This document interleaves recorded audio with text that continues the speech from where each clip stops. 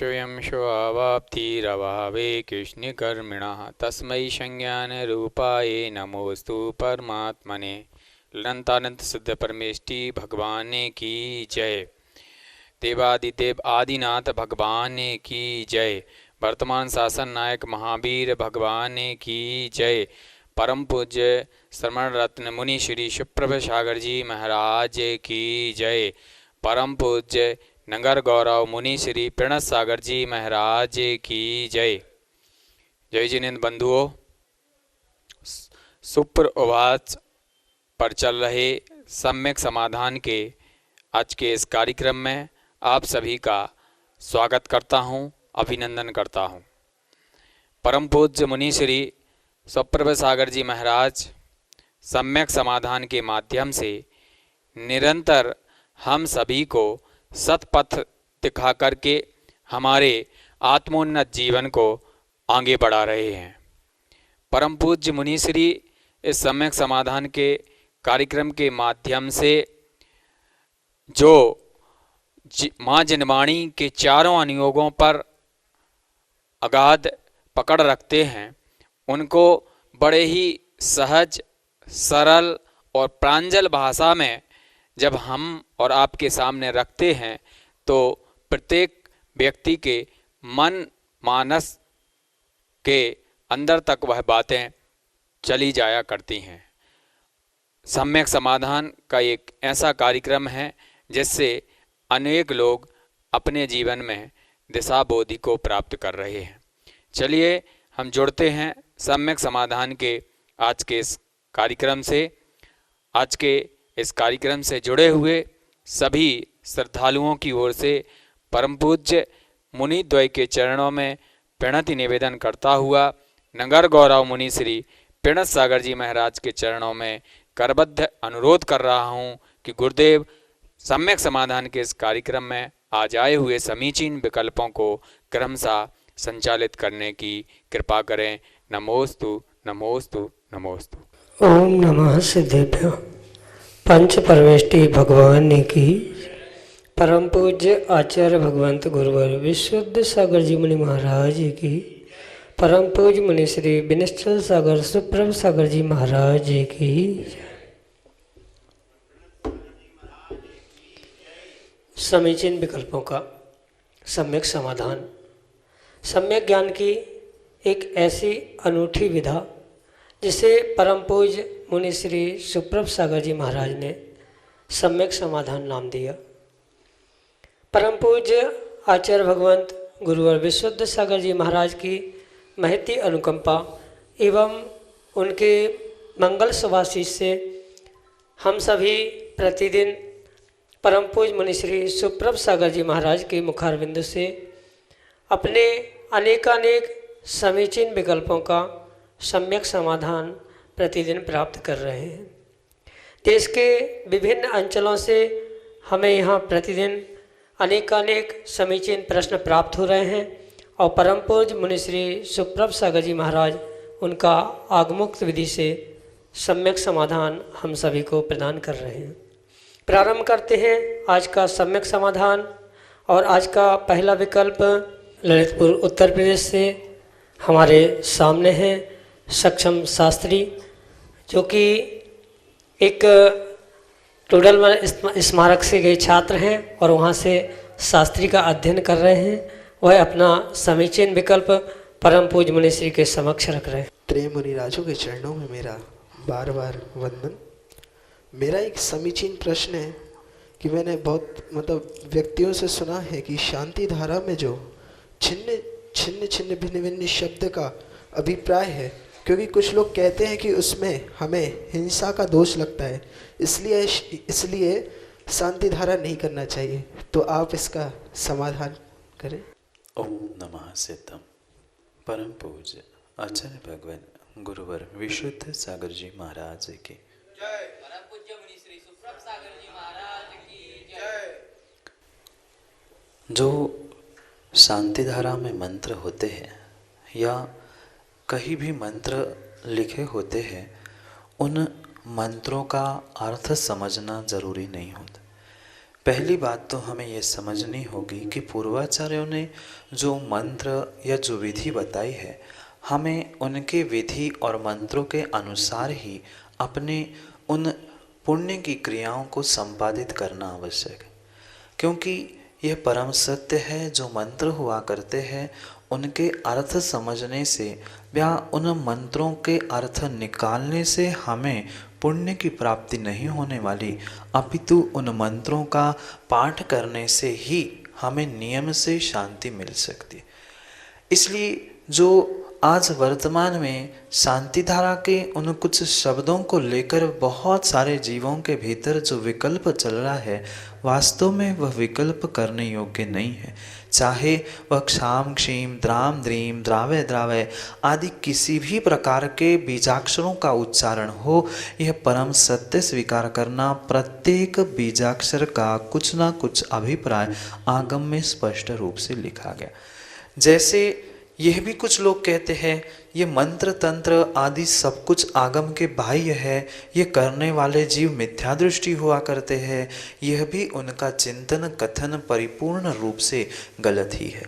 क्योंकि आगम में जो 14 पूर्व की व्याख्या आई है, उन 14 पूर्व में से एक विद्यानुवाद पूर्व कहा गया। जो उस विद्यानुवाद पूर्व को पढ़ता है या उस विद्यानुवाद पूर्व में ही आचार्य भगवंत इस मंत्र तंत्र यंत्र आदि सब कुछ विधाएं हमारे लिए समझाने का प्रयास करते। इसलिए हम सर्वथा ये नहीं कह सकते कि कोई मंत्रवादी है या कोई तंत्र मंत्र कर रहा है तो वह मिथ्या दृष्टि। हाँ, पर यह मुनिराज अपने उपजीविका के लिए या कोई उपजीविके के लिए कर रहा है तो वह गलत है। पर जो शांति मंत्र में या अन्य स्थानों में पूजा अभिषेक आदि के स्थानों में जो मंत्रों का व्याख्यान है, उसके अर्थ को समझना बहुत मायने नहीं रखता, अपितु श्रद्धापूर्वक उन मंत्रों का पाठ पठन करना यह परम आवश्यक। जैसे कि आपने शांति धारा के विषय में छिंद छिंद भिंद भिंद के शब्दों को लेकर प्रश्न विकल्प खड़ा किया है, ऐसा आपका ही नहीं अपितु बहुत सारे बड़े बड़े लोगों के भी दिमाग में यह प्रश्न बहुत दिनों से उठ रहा है। ये अर्थ भले ही उन छिंद छिंद भिंद भिंद शब्द का शब्दशः अर्थ मात्र इतना ही है, नष्ट हो, छिंद हो, भिंद हो, ये भले ही उन शब्दों का अर्थ वैसा हो, पर शब्दों के अर्थ आगे पीछे के शब्दों का अभिप्राय समझकर ही लगाना आवश्यक हुआ कर। क्योंकि शब्दानाम अनेक अर्थ, एक शब्द के अनेक अर्थ हुआ करते हैं। जहाँ जैसी आवश्यकता होती है वैसे उन शब्दों का अर्थ निकाला जाता।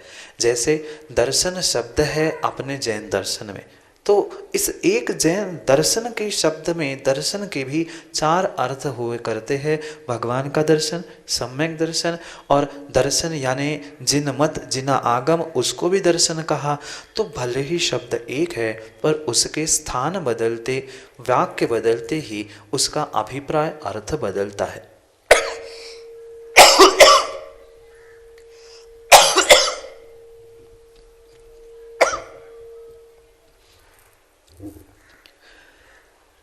और जैसे ही उसका अर्थ अभिप्राय बदलता है, वैसे ही उसको समझने के लिए वैसी अपेक्षाएं भी हमें लगाना आवश्यक होती।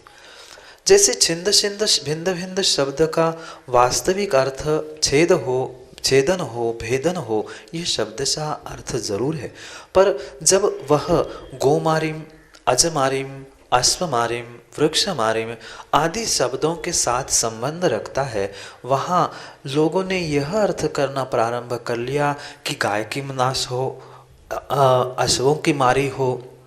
मारी का अर्थ अरि यानी शत्रु, गोम मारिम मतलब गो से उत्पन्न होने वाली, अरि यानी गो यानी गाय, गाय से उत्पन्न होने वाली जितनी हमारी अरि शत्रु है, अरि का अर्थ शत्रु होता है। और उन शत्रुओं को हम छिंद छिंद बन करे, कोई गाय को नहीं, न अश्व को, न वृक्ष को, किंचित ही वह शब्द हिंसावाचक नहीं है। ये अभिप्राय समझकर ही हमें उनके अर्थ करना बहुत आवश्यक हुआ करता है। छेदन भेदन हो किसका? जो गाय के निमित्त से मुझे अरि यानी रोग रूपी शत्रु पीड़ा दे रही है, ऐसे उन रोगों का नाश हो, वह मेरे रोग पीड़ा दूर हो, ऐसा अभिप्राय। एक अर्थ ऐसा भी निकाला जा सकता है कि जो गाय बैल अश्व आदि को जो रोग रूपी बीमारी या शत्रु ने घेर के रखा है, उन सभी शत्रुओं का उनसे दूर होने के लिए जो पुरुषार्थ हो रहा है, छेदन भेदन हो किसका, दोनों अभिप्राय को समझना। एक उन गाय के निमित्त से मुझे अगर कोई कष्ट दुख परेशानी हो रही है तो, या गाय को स्वयं को, क्योंकि शांति मंत्र का शांति पाठ का यही अभिप्राय हुआ करता है कि मैं अकेला नहीं, अपितु विश्व का प्रत्येक जीव, संसार का प्रत्येक जीव सुख शांति को प्राप्त करे। और इसी अभिप्राय को लेकर जो शांति मंत्र में छिंद छिंद छेदन हो भेदन हो कहा है, ये उनके गाय के निमित्त से, अश्व के निमित्त से, वृक्ष के निमित्त से, सर्प सिंह आदि के निमित्त से जो मुझे रोग पीड़ा कष्ट शत्रु प्राप्त हो रहे हैं, उनका छेदन भेदन है, ना कि किसी तिर्यंश का, ना किसी जीव का, ना किसी व्यक्ति का, ना हमारा किसी का।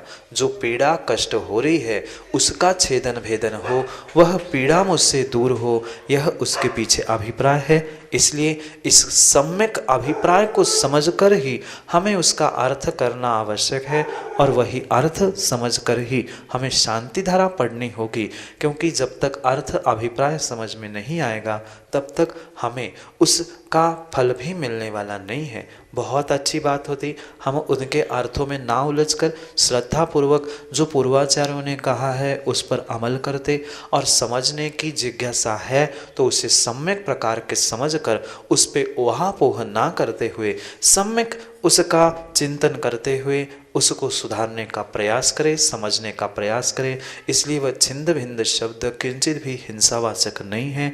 यही आपके लिए संक्षेप से सम्यक समाधान। छतरपुर मध्य प्रदेश से संदेश जैन परम पूज्य मुनिश्री के चरणों में बारंबार नमोस्तु निवेदित करते हुए अपना समीचीन विकल्प रख रहे हैं कि महाराज जी, जब हर काम पुण्योदय से ही होता है तो हमें सातिशय पुण्य के उपार्जन के लिए क्या करना चाहिए।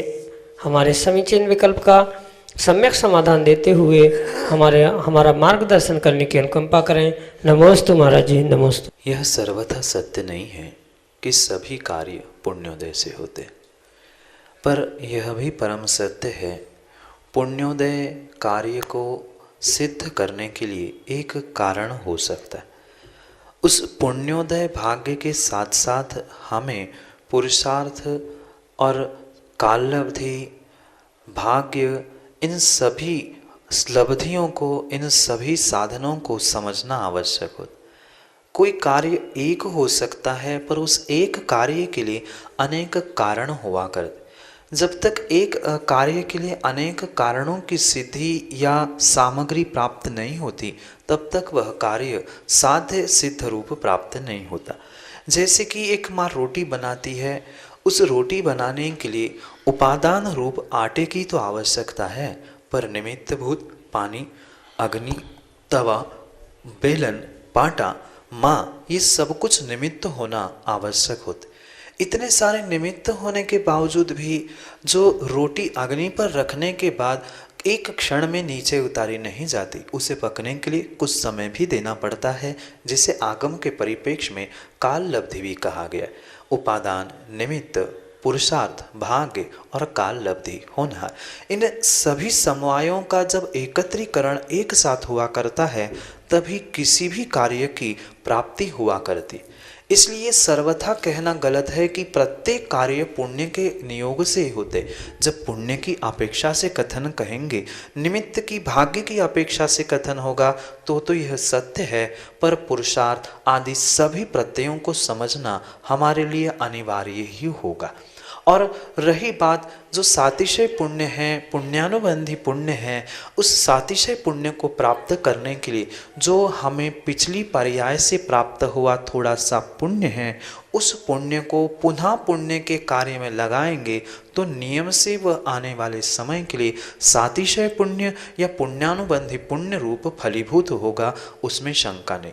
जैसे घर में रखा हुआ धन कभी भी वृद्धि को प्राप्त नहीं होता, और वही धन कोई किसी स्थान पर इन्वेस्ट करता है या बैंक में या अन्य कहीं स्थान पर, तो उस जमा किए हुए, इन्वेस्ट किए हुए ही मूल पर, धन पर उसे ब्याज रूप जो धन मिल रहा है, जैसे वह धन से ही धन मिला है, ऐसे ही पुण्य को पुण्य प्राप्त करना, पुण्य का सदुपयोग करके आने वाले समय के लिए पुनः उस पुण्य को ना भोगते हुए पुण्य के उन साधनों को आने वाले समय के लिए छोड़ देना, यही सातिशय पुण्य का पुण्य की प्राप्ति का साधन कहा जाता है। जैसे वर्तमान में हमें मनुष्य पर्याय, ये धन, साधन, देवशास्त्र गुरु का सानिध्य, ये सब कुछ पुण्य के उदय से प्राप्त हुआ है।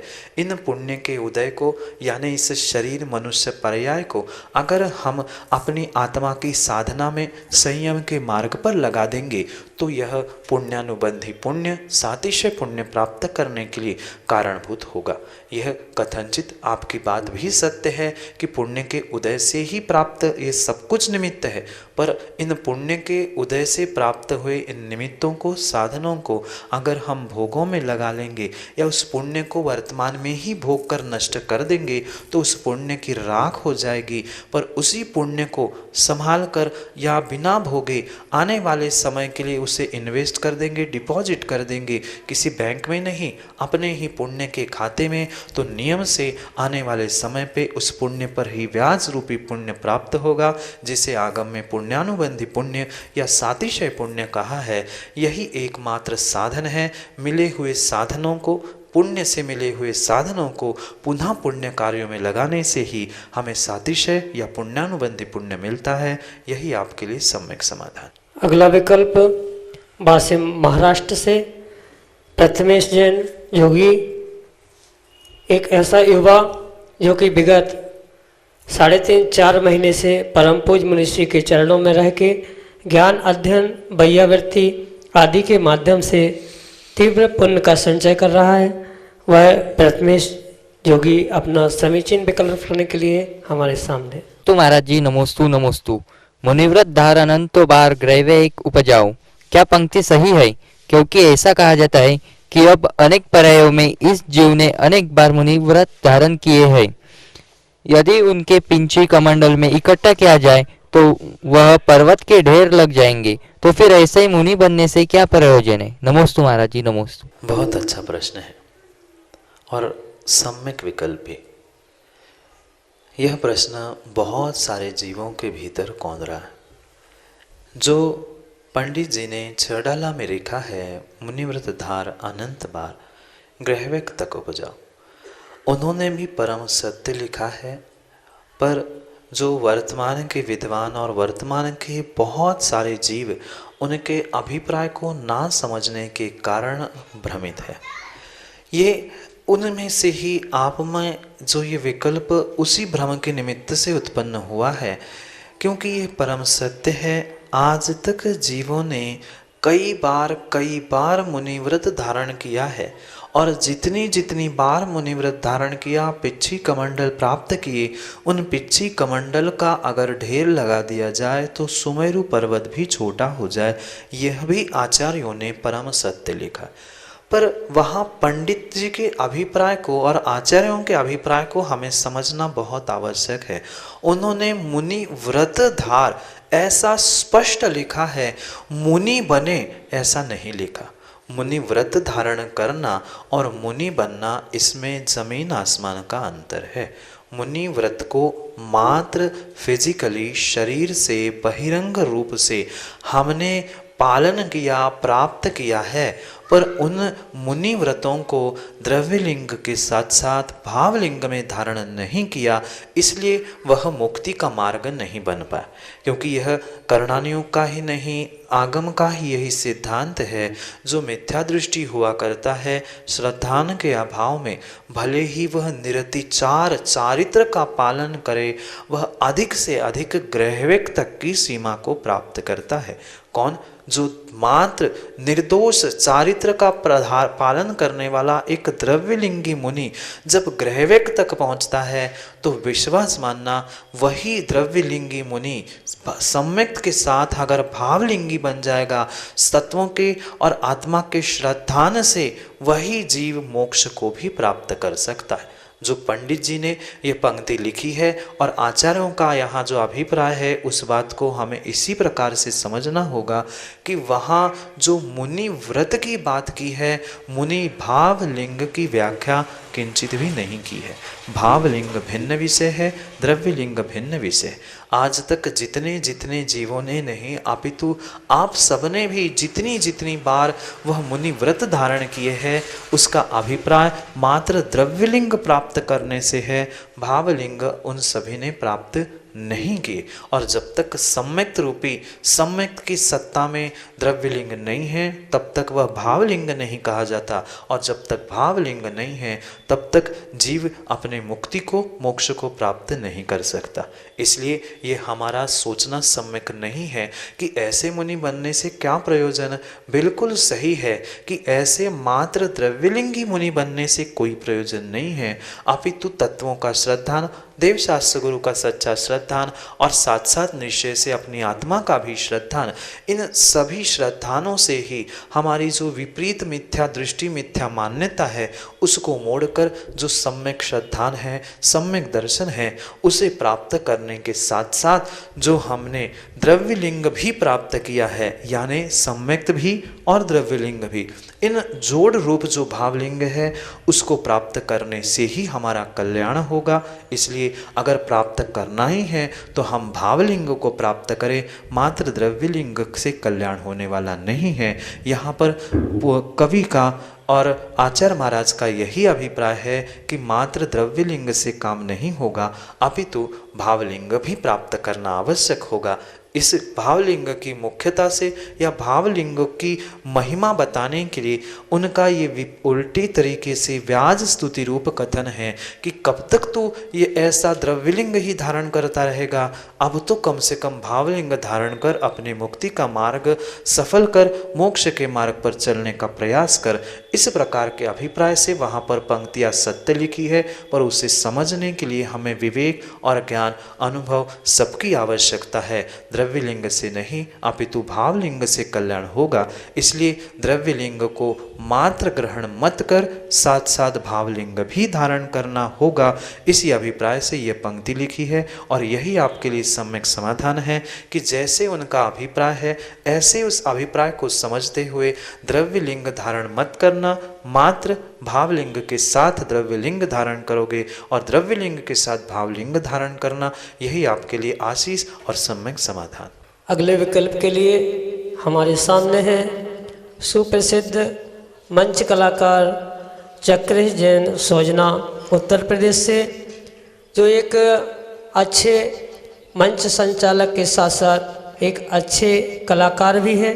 वह अपना समीचीन विकल्प परम पूज्य मुनि श्री के समक्ष रख रहे हैं। हे ऋषिवर नमोस्तु, हे मुनिवर नमोस्तु। हे ऋषिवर, मेरे मन में एक जिज्ञासा है, उसका मैं समाधान चाहता हूँ। प्रायः आपके गुरुदेव आचार्य भगवंत आचार्य विशुद्ध सागर महामुनिराज की मंगल देशना में और आपके प्रवचनों में ये सुनने को सदैव मिला कि अनर्थ के कार्य अधिकांशतः स्त्री और स्त्री को लेकर हुए हैं। उदाहरणार्थ देखा जाए तो रामायण और महाभारत में भी युद्ध स्त्री और स्त्री को लेकर हुए हैं। ऐसी परिस्थितियों में हम श्रावक क्या करें कि स्त्री और स्त्री से होने वाले अनर्थ से बच सके, हमारी जिज्ञासा का समाधान करें। नमोस्तु ऋषिवर नमोस्तु। वास्तव में श्री और स्त्री इस संसार में बहुत बड़ी अनर्थ की जड़ कही गई है, और इस अनर्थ की जड़ कहने का अभिप्राय जो पूर्वाचार्यों ने बताया है, क्योंकि पूर्वाचार्यों की ही बात गुरुदेव और हम कह रहे हैं, मात्र हमारे कहने से इसका अभिप्राय ऐसा नहीं है कि हम आप श्रावक घर में जो स्त्री और स्त्री है उनको बाहर फेंक दें। समझना उनके अभिप्राय को बहुत आवश्यक है। जो उस स्त्री और स्त्री के प्रति हमारा तीव्र राग है, किसके प्रति? दोनों के प्रति, श्री और स्त्री के प्रति जो तीव्र राग है, और उनके राग के वशीभूत, उनके मोह के वशीभूत जो हम अंधे होकर कार्य करते हैं, उसको वर्जित करने के लिए, उसको दूर करने के लिए आचार्य भगवंत कहते हैं कि स्त्री और श्री जड़ की उस व्याधियों की जड़ कही गई। ये अभिप्राय हम ना समझने के कारण बहुत सारे जीवों में यही भ्रांति है कि हम स्त्री को, जैसे किसी ने सुना स्त्री को छोड़ दो, स्त्री को छोड़ दो। छोड़ना तभी है, पहले अपने भीतर के राग को तो छोड़ना होगा। श्रावक अवस्था में सर्वथा सभी जीव स्त्री और स्त्री से दूर नहीं हो सकते। कथनचित जो उससे छूट जाते हैं या जो छोड़ देते हैं वही मुक्ति मार्ग पर बढ़ जाते हैं। अगर बिना विवेक की, बिना सोचे समझे किसी श्रावक ने मात्र कुछ बात सुन ली और अपने आप को भ्रमित करके सब छोड़ के बैठ जाएगा, तो वह श्रावक काम का नहीं है। यहाँ मुख्यतः स्त्री और स्त्री की जो कही है, जो व्रति है, जो अपने आप को मोक्ष मार्ग पर आगे बढ़ाना चाहते हैं, उनके अभिप्राय से इसकी मुख्यता है। पर इसका मतलब ये भी नहीं है कि कोई श्रावक उस स्त्री और स्त्री में सदैव लीन होके बैठ जाए। जो हमारी सतत परिणति इन दोनों में चल रही है, उन परिणति को कम करने के लिए आचार्य भगवंत ने इन दोनों को व्याधियों की जड़ कही है। पर ये भी बात हमें समझनी होगी, वही स्त्री जिसे व्याधियों की जड़ मोह और राग के कारण कही गई है, वही स्त्री तीर्थंकर भगवान, महापुरुष और निर्ग्रंथ मुनिराजों की भी माँ होती है, और वो भी स्वयं सची पर्याय को प्राप्त करके अनिचा भक्ति के द्वारा मुक्ति को प्राप्त करने के मार्ग पर संलग्न हो सकते। इसलिए वस्तु में दोष नहीं है, पर उस वस्तु को देखने की दृष्टि में दोष हुआ करता है। हमारी दृष्टि जो स्त्री और स्त्री के प्रति ममत्व की है, मोह की है, अंधानुकरण या अंधर राग करने की है, उसके कारण काम बिगड़ रहा है। आचार्य भगवंत का यहाँ पर यही अभिप्राय है। क्योंकि श्रावक, अगर श्रावक के पास, क्योंकि प्रवचनों में आपने चक्रित भाई ये भी सुना होगा कि अगर किसी श्रावक के पास टका नहीं है तो वह श्रावक टके की कीमत का नहीं है। पर यह भी समझना होगा किसी साधु के पास टका है तो उसकी भी कीमत टके की नहीं है। इसलिए दोनों बातों को हमें समझना होगा। श्रावकों के लिए जितना लिमिटेड उनकी आवश्यकता है, क्योंकि दो प्रकार की इच्छाएं होती है, एक नेसेसिटीज और एक लग्जरियस। लग्जरियस यानी जो अनावश्यक दिखावे के लिए चल रहा है, उसको निषेध करते हुए जो आवश्यकताएं है उन्हें श्रावकों को पूर्ण करना ही होगा। तो उन आवश्यकताओं को पूर्ण करना, यहाँ तक तो श्रावक के योग्य स्त्री की बात ठीक है, पर अगर कथनचित कभी भविष्य में आपको इस संसार से छूटना है, मुक्ति प्राप्त करनी है, तब तो इन दोनों से भी आपको दूर होना ही होगा। इस अभिप्राय को दिमाग में रखते हुए उनकी परिणति को समझकर स्त्री और स्त्री के प्रति जो मेरे ममत्व भाव है, यानी श्रावक के ममत्व भाव है, उसको कम करने के अभिप्राय से ही आचार्य भगवंत नित्य ही यही समझाते हैं कि स्त्री और श्री जड़ की भूमि है या जड़ कही गई है विपदाओं की। इसका मतलब जड़ को उखाड़ना घर में नहीं तो आप सोचो कि बहुत अच्छी बात है, हम सब छोड़ छाड़ कर स्त्री को, घर को बैठ जाएंगे। नहीं, एकांत से कोई निर्णय ना करे, अनेकांत से जैसे आचार्य भगवंत के अभिप्राय है, उन अभिप्रायों को समझकर ही हम तत्व का निर्णय करें।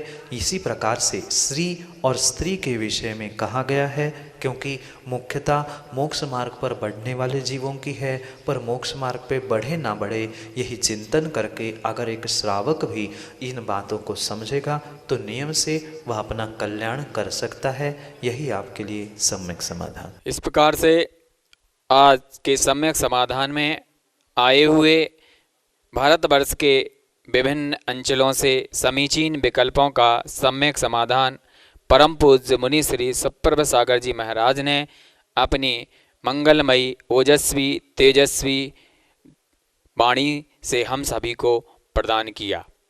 परम पूज्य मुनि श्री अनवरत रूप से सम्यक समाधान के माध्यम से हम सभी को मार्ग प्रदान कर रहे हैं। सम्यक समाधान का यह कार्यक्रम संपूर्ण भारतवर्ष में अपनी एक अलग पहचान बना चुका है। आपके मन में भी यदि कोई ऐसा कोई विकल्प है जिसका आप समाधान खोज रहे हैं, जिसका आप समाधान चाहते हैं, तो हमारे सम्यक समाधान के इस कार्यक्रम में अपना प्रश्न अवश्य भेजें। हमारे नंबर स्क्रीन की पट्टी पर तो प्रदर्शित हो ही रहे हैं, आपको मैं वह नंबर अवगत करा देना चाहूँगा। व्हाट्सएप नंबर हमारे 2 हैं। पहला नंबर है 8707548811। दूसरा नंबर है 7415306441। हमारी ईमेल आईडी है samyak.samadhan@gmail.com। आपसे आग्रह है सुप्रवाच यूट्यूब चैनल एवं सुप्रवाच फेसबुक पेज को लाइक अवश्य करें, ताकि परम पूज्य मुनिद्वय की पावन सन्निधि में प्रतिदिन होने वाले प्रभावनामयी आयोजनों की अपडेट आप सबको निरंतर मिलती रहे, जिससे आप अपने जीवन को आत्मोन्नत बनाते रहें।